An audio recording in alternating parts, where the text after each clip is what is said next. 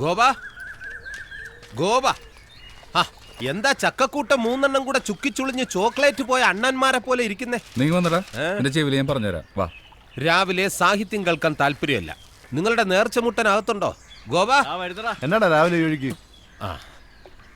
കപ്പ്യാരുടെ വീടും പറമ്പും നോക്കാൻ ഒരു പാർട്ടി വരുന്നുണ്ട്. കിട്ടണ വിലയ്ക്ക് കൊടുക്കാനാ കപ്പ്യാര് പറയുന്നേ. ഇന്നെന്തായാലും കപ്പ്യാര് കൊടുക്കും. അതെന്താ ഇന്ന് കപ്പ്യാര് കൊടുക്കുന്ന ദിവസം?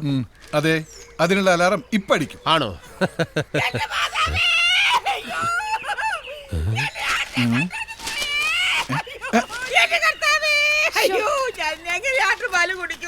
എന്റെ അമ്മച്ചി ഇങ്ങനെ കിടന്ന് തൊള്ള കീറാതെ പോയത് പോയി. അമ്മയുടെ മക്കൾ എന്റെ കോഴിയെ കൊണ്ടുപോയി, എന്റെ താറാവിനെ കൊണ്ടുപോയി, പിന്നെ പാടിനെ കൊണ്ടുപോയി. കോഴിയും താറാവിനെയും ഒക്കെ ചിലപ്പോ വിശന്നപ്പോ കൊണ്ടുപോയി കാണും ശോശാമ്മേ. പക്ഷെ ആടിനെ വെളുപ്പാക്കാലത്ത് കൂട്ടിക്കിടന്ന് കരഞ്ഞ ആടാണ്. അവന്മാരെല്ലാം നീ കൊലച്ചത് ചെയ്യത്തില്ല. എന്റെ മാതാവേ, കേട്ടോലോ, ഇന്ന് വരെ അങ്ങനെ ഒരു സാധനം കേരളത്തിൽ ആരുടെ തലയിൽ വീണിട്ടില്ല. എന്നതാ മനുഷ്യ, നിങ്ങൾ ഇങ്ങനെ പള്ളിയിലെ മണി അടിച്ചോണ്ട് നടന്നു. ആട് കിടന്നിടത്ത് പൂട പോലും ഇല്ല. ആ കാലം ആടിനെ കൊണ്ടുപോയി.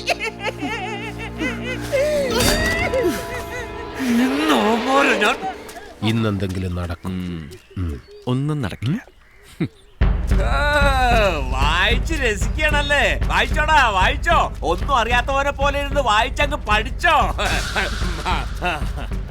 പരീക്ഷ അങ്ങ് പോലീസ് സ്റ്റേഷനില്ല. നാളെ നിങ്ങളെ കൊണ്ട് ഇതുപോലെ തന്നെ ഞാൻ പത്രത്തിൽ വായിപ്പിക്കൂടാ. ആടിനെ കട്ടതിന് പോലീസ് പിടിച്ചെന്ന്. ഞാൻ ആരാണെന്ന് കാണിച്ചു തരാവടാ. ഇന്ന് ഉച്ചയ്ക്ക് മുമ്പ് നിങ്ങൾ എല്ലാവരും അകത്താ. നോക്കിക്കോ. കണ്ടോടോ ഞങ്ങൾ ആടിനെ മോഷിക്കുന്നത്? കണ്ടോടോ? കണ്ടില്ല. തന്റെ പെണ്ണുമ്പളക്ക് കഴുത്തിന് ചുറ്റി നാക്ക. അവര് നീട്ടി വിളിക്കാണ്ട് ഞങ്ങളെ മെക്കെട്ടുകാരോടല്ലോ.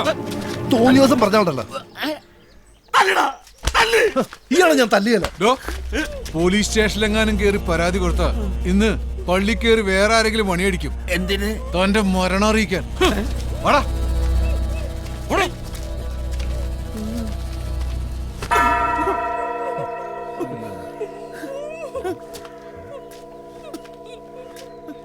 എനിക്കിതിനെ കുറിച്ചൊന്നും അറിയില്ല. നീ ഇന്നെന്റെ ആ വീടും പറമ്പും വാങ്ങാൻ വരുന്നവരുടെ തലയിൽ കിട്ടുന്ന വിലക്ക് എങ്ങനെയെങ്കിലും അതൊന്നും കെട്ടിവെക്ക്. എനിക്ക് മനസ്സമാധാനത്തോടെ എവിടെയെങ്കിലും പോയി ജീവിക്കാനാ. ധൈര്യമായിട്ട് ഞാനേറ്റേ. ഞങ്ങൾ എടുത്തോളാം. അവന്റെ ഒരു സ്ഥലം. ആരവര്? അവരാ വീടും പറമ്പും നോക്കാൻ വന്ന ആൾക്കാര്. അയ്യോ, അപ്പൊ അവരും എന്റെ വീടെടുക്കില്ലേ? അവരെന്നെ എടുക്കും. ഓടോ കരയാണ്ട്. ആടിന്റെ കാശ് വൈകിട്ടേ കിട്ടത്തുള്ളൂ. അതുവരെ പെന്നാ ചെയ്യും. അതിനെന്നാന്ന്? പണം കായ്ക്കുന്ന മരം ഇല്ലയോ കയ്യില്? പിടിച്ചു കുലുക്കുക, എടുക്കുക. ഏത് മരം? എടവേ, SI ജോർജിന്റെ ഫോണുമായിട്ട് പോവുക, കാണിക്കുക, വരട്ടുക, ആവശ്യമുള്ള കാശ് മേടിച്ചു പോരുക. ഞാനിപ്പോ അങ്ങ് വിചാരിച്ചേ ഉള്ളൂ. ഓരോരോ ഭാഗ്യം വരുന്ന വഴികളെ. 2 അടിച്ചേച്ച് നേരെ സ്റ്റേഷനിലേക്ക് പോവാം. വാ. ആശാനെ, വക്കീല് തകർക്കുവാണല്ലോ. നെഹ്റു ട്രോഫി എത്തി. നാളെ ബോർഡ് മീറ്റിംഗാ. അതിനു മുമ്പേ നമ്മൾ അശോകൻ വക്കീൽ ട്രയൽ തുടങ്ങി വെച്ചാ.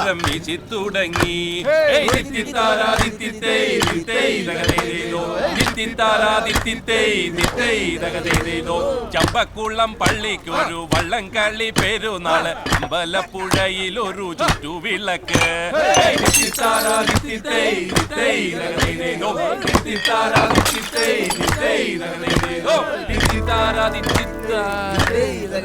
നല്ല രസം പിടിച്ച് വരുമായിരുന്നു. വക്കീൽ നിർത്തിക്കളഞ്ഞു. ഇവളെങ്ങനെ ഇവിടെ? എങ്ങനെയുണ്ട്? കൊള്ളാല്ലേ? ഇത് നിന്റെ പരിപാടി ആയിരുന്നല്ലേ? അയ്യോ, ഞാനല്ല, ഗോപം പറഞ്ഞിട്ടാ. അവൻ തന്നെ പ്രശ്നം. എങ്ങോട്ടാ മാമച്ച ധൃതിയില്? നിന്റെ അച്ഛൻ പെറ്റെന്ന് കേട്ടു. കയറെടുക്കാൻ പോവാ. നിന്നോട് നിൽക്കാനാ പറഞ്ഞത്. അയ്യോ അയ്യോ മാമച്ച, മാമച്ച, മാമച്ച, നെഞ്ചുവേദന. എന്നെ ഒന്ന് ആശുപത്രി കൊണ്ടുപോ. നെഞ്ചുവേദന നിനക്കാ? കുപ്പി കളഞ്ഞാ വരാം. അയ്യോ എന്നെ നെഞ്ചു വേദനിക്കണേ. അയ്യോ മാമച്ചാ, വാ. അയ്യോ, കടമ്പിയായിരിക്കും എന്നെ നീ ഇവിടെ അടിക്കാൻ. ഉണ്ടായിരുന്നോ? ഞാനിപ്പോ ചത്തുപോയേ. എന്നെ ഒന്ന് ആശുപത്രി കൊണ്ടുപോകണേ. അയ്യോ, അയ്യോ.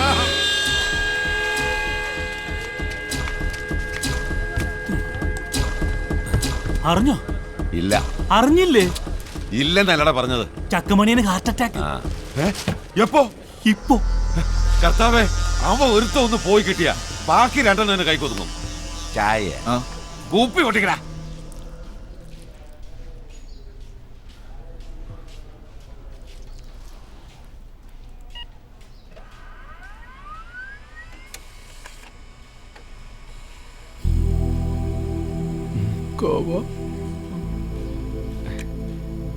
ഒന്നുമില്ല.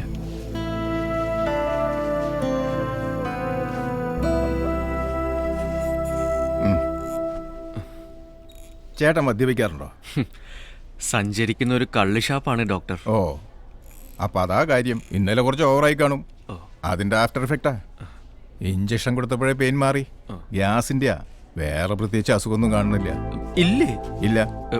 എന്റെ പൊന്നു ഡോക്ടറെ, ദൈവമായിട്ട് കയറ്റിയ ഗ്യാസാ. അത് ദയവായിട്ട് ഒരു ഹാർട്ട് അറ്റാക്ക് ആക്കി മാറ്റണം. അറ്റാക്കോ? അതെ.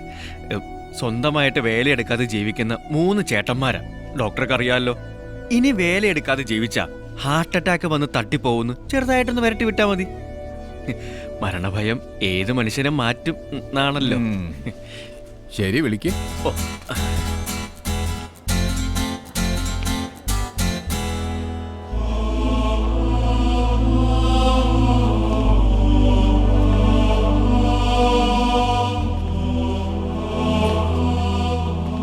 സുഖു വരവ് കണ്ടിട്ട് മണിയം മരിക്കുമെന്നാ തോന്നുന്നേ.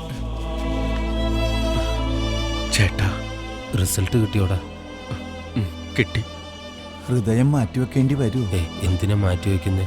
പഴയ സ്ഥലത്ത് തന്നെ ഇരുന്ന എന്താ കുഴപ്പം? നിങ്ങൾ 3 പേരോടും ഡോക്ടർ അകത്തേക്ക് വരാൻ പറഞ്ഞു. നീ പേടിക്കണ്ട മണിയാ, മരിച്ചാലും ഞങ്ങളൊക്കെ നിന്റെ കൂടെ ഇല്ലേ? ഇത് പകരോ മാമച്ച? സൂക്ഷിച്ച്. അറിയിക്കേണ്ടവരെയൊക്കെ അറിയിക്കായിരുന്നു. വിറക് ഞാൻ ഓർഡർ ചെയ്യാം. ഇരിക്കെ.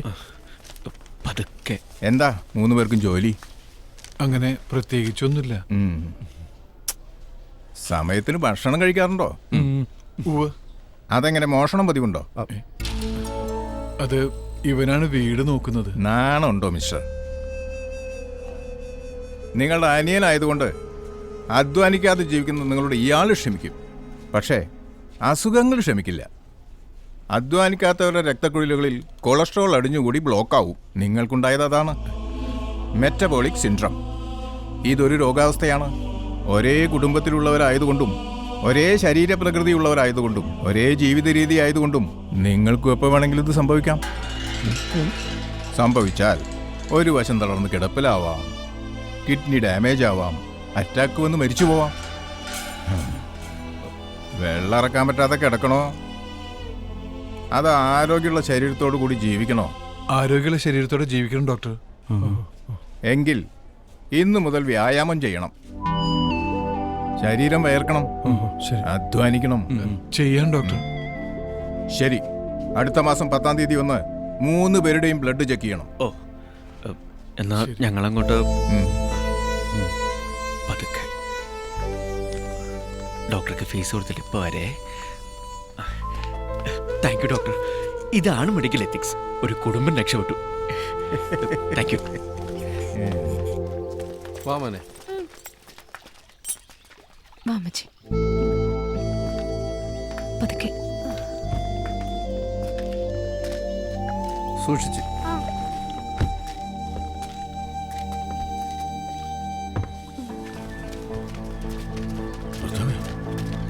ഇവരെന്തൊരു ഇപ്പൊ ഞെരിച്ചു പിടിച്ചും കൊണ്ടുവന്നു? അതാരും ഇല്ലടാ. അമ്മച്ചി സൂക്ഷിച്ചു. രാവിലെ പോണു. അമ്മച്ചി, അമ്മച്ചി, അമ്മച്ചി എവിടെ പോണു? അമ്മച്ചി ഇറങ്ങിക്കേ. ഫോട്ടോ എടുപ്പിക്കണം. ഫോട്ടോ എടുപ്പിക്കണം. എന്റെ അമ്മച്ചി ഇറക്കി വിട്ടില്ലേക്കുണ്ടല്ലോ. അമ്മച്ചി ഞാൻ കൊണ്ടുപോവാ. വയസ്സുകാലത്ത് അമ്മച്ചി കഷ്ടപ്പെടുന്ന കാണാൻ എനിക്ക് വയ്യ. ഞാൻ നോക്കിക്കോളാം. അമ്മച്ചി, അവളങ്ങനെ പലതും പറയും. അമ്മച്ചി പോയ പിന്നെ എനിക്കാരാ? അയ്യോ പാവം, തനിച്ച് താമസിക്കുന്നതല്ലേ, എല്ലാത്തിനും സൗകര്യം. House party പോകണ്ടല്ലോ. നിനക്കെ കാണിച്ചു തരാടി. അളിയാ അമ്മച്ചി ഇറക്കോടെ അളിയാ. അമ്മച്ചി കുറച്ചാലും ഹാപ്പി ആയിട്ട് ഇരിക്കട്ടളിയാ. അമ്മച്ചി ഇറങ്ങമ്മച്ചി. മുദ്രപത്രത്തിൽ ഒപ്പിടാൻ വേണ്ടിട്ടായിരിക്കും അല്ലേടാ മോനെ അവന്റെ ഒരു സ്നേഹം. 6 ബ്ലോക്കിലുള്ള 3 ഏക്കർ അവിടെ കിടക്കട്ടെ. നിന്റെ അപ്പൻ സമ്പാദിച്ചാല് അത്രയെങ്കിലും നിന്റെ മോന് വേണ്ടടാ. വോട്ടെടുക്ക്. ഇങ്ങനൊരു സന്താനത്തിനാണല്ലോ ദൈവമേ എനിക്ക് നീ തന്നത്. എന്നാ ശരി അളിയാ.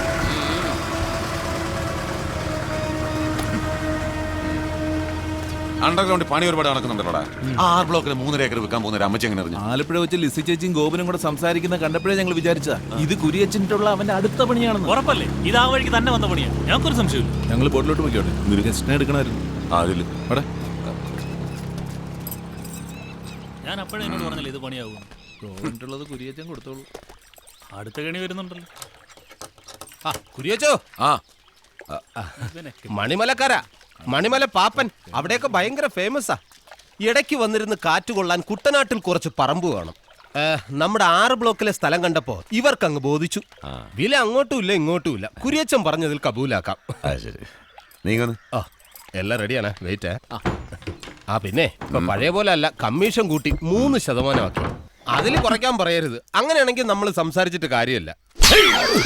2% ആയാലും മതി. ഞാൻ സ്ഥലം വിൽക്കാൻ പോകുന്നതായിരുന്നു ഞാൻ ആരോടെങ്കിലും പറഞ്ഞു. അടിക്കരുത്. ഒരാളോട് പറഞ്ഞു. ആരോട്? ചക്ക ഗോപനോട്. പക്ഷെ അവൻ പറയേണ്ടവരോട് പറഞ്ഞു, ലിസിയോട്. സ്ഥലം വിൽക്കാൻ സമ്മതിച്ച അമ്മച്ചി ഒപ്പിടുന്നതിന് മുമ്പ് അവളങ്ങ് കൊണ്ടുപോയി. ഇപ്പൊ ഞാനും ഇപ്പൊ ഇതേ അവസ്ഥയിലാണ്. എന്റെ 3 പോയില്ലേ. അവൻ അവന്റെ അവസാനത്തെ കളിയാ കളിക്കുന്നേ. എന്റെ ജീവിതം തകർത്തു. ഇപ്പൊ എന്റെ കുടുംബവും. അവന്റെ അണ്ടം കീർന്നൊരു പണി ഞാൻ കൊടുക്കും.